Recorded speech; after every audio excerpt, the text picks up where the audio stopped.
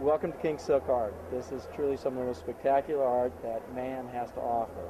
What you're seeing is this is all silk embroidered, and it comes from a province in China called Suzhou.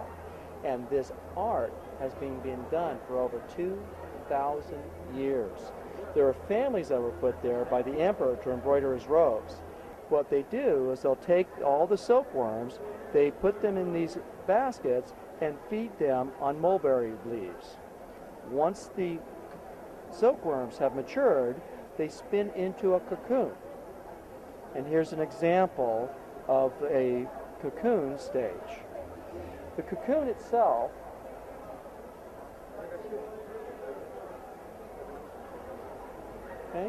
and what they do with this is they'll take a vegetable dye, permeate the silk with the dye.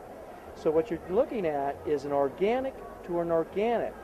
So the dye becomes a permanent fixture in the silk thread, and so it will never lose its color. They can get about 2,000 feet out of one cocoon of that very, very fine fiber. This is thinner than a human hair. They'll then take this and literally just start stitching it. As part of it, the first thing they'll do is they'll split the thread down to a specific count of the thread itself.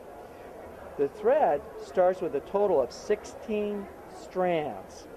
Depending upon the quality of the piece, they will determine how many strands they use to actually do the work. Something like this, like a tiger for example, these top quality pieces will take anywhere from months to years to complete. So if we look, for example, at the back of one piece, and here you can actually see that how lovely it actually is. And if you were to rub your hands over it, you can actually feel the little knots.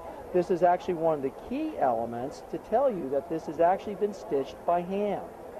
So in fact, if we turn it over, and there's the front. Absolutely wonderful.